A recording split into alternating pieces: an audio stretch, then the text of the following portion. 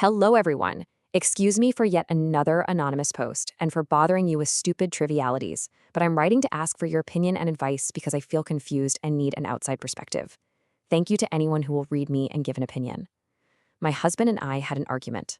We bought a branch shredder from Lidl without opening it and checking it on the spot. When we got home, it turned out that its casing was broken. He asked me where the receipt was. At first, I was confused because I didn't remember where the physical receipt was, and I told him that I had an electronic one in the app. Then, however, I remembered what exactly happened in the store. When it came time to pay, he was standing with the cart in such a way that it almost blocked my access to the cashier and the terminal, and I literally stretched out to be able to pay. At that moment, I saw that something I thought I had bought was gone. I told him I was coming back to get it quickly, and left him at the checkout to put away the purchases. I went back into the store, got the forgotten product, and went through the self-service checkouts with just him. When I explained the situation to him and asked him if he hadn't taken the receipt, since he had stayed at the checkout to put away the purchases, he reacted very sharply. He said that I couldn't blame him because he had been putting away the products, and how would he know that he should take the receipt if I hadn't specifically told him? He literally said, "How would I know that you're so stupid that you wouldn't take it?"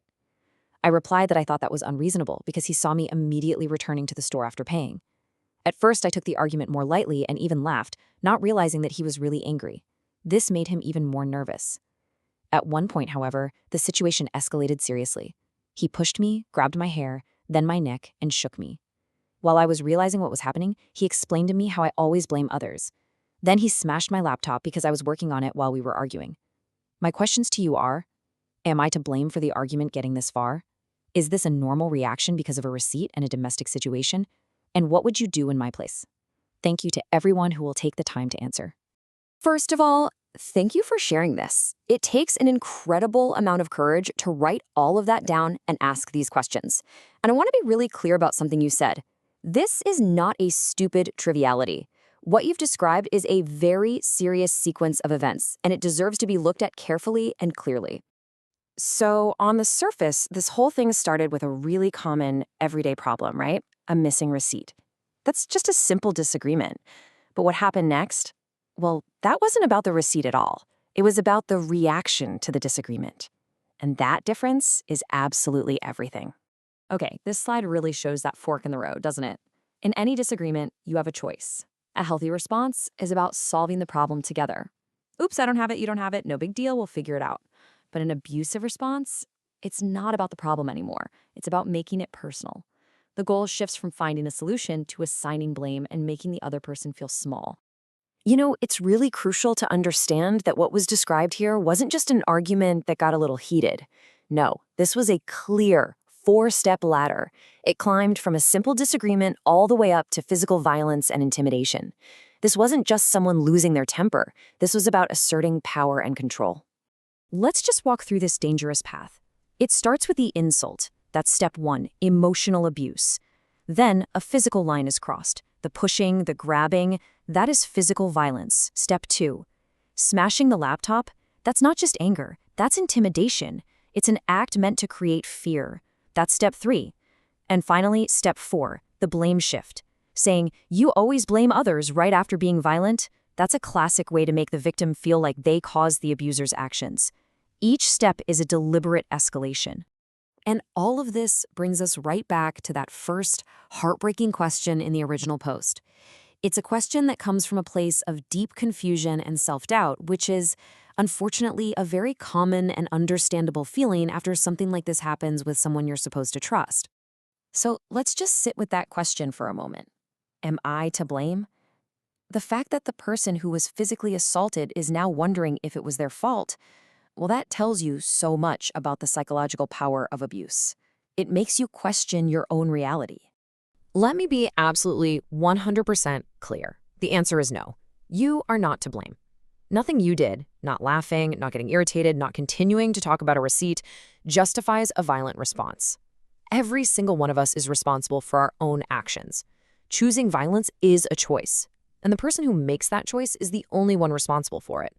So now for the second question. This one really gets to the heart of the confusion, doesn't it? It's that attempt to figure out, is this behavior, as extreme as it felt, somehow within the range of what's considered normal? It's the mind trying to make sense of something that feels completely senseless. And the question is really asking, is this just what happens sometimes between partners? Is this level of anger, this physicality, just a part of domestic life that people don't talk about? And again, the answer is a firm, unwavering no. Feeling frustrated is normal, feeling angry is normal, having arguments is normal, but physical violence is never a normal reaction. It is a violation, it is an aberration, and most importantly, it is a sign of danger. Now, we have to pause and focus on one specific action mentioned: grabbing the neck. This is often called strangulation, and from a clinical and research perspective, this is one of the biggest red flags there is. It is a major predictor of future lethal violence in a relationship. Why? Because it is a profound act of control over someone's very ability to live. It is a critical, critical warning sign. This last question is the one that looks forward. It moves from trying to understand what happened to figuring out what to do now.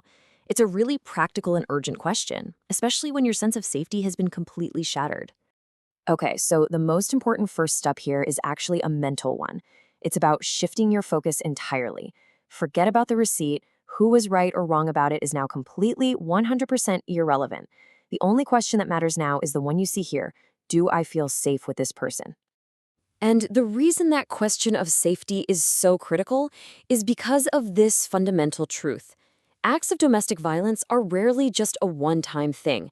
They are almost always the beginning of a pattern that either repeats itself or, far more commonly, gets worse over time. If you're struggling to see this clearly, try this little exercise. Imagine your best friend, or your sibling, or someone you love deeply telling you this exact story. What would your first reaction be? Would you start trying to figure out who was at fault about the receipt? Or would every alarm bell in your head go off, and would you feel this immediate, intense fear for their safety? That feeling right there, that's your guide. So what are the concrete, practical next steps? First, tell someone you trust. Secrecy is what gives abuse its power. Don't carry this weight by yourself. Second, pay close attention to how you're feeling, both physically and emotionally. And third, if you are afraid, please reach out for professional help. There are organizations and people whose entire job is to support you through this. For anyone in Bulgaria, here is one of those resources. This is the National Hotline for Victims of Violence. The number is 0800-18676. It's free to call and it is anonymous. And for anyone listening elsewhere, please know that resources like this exist in many countries. They are a safe place to start. So let's end with this. The very first insult in this story was "you're so stupid."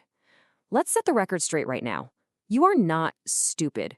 You are not to blame for someone else's violent behavior, and you absolutely do not deserve to be treated this way. Nobody does. Your safety is what matters most.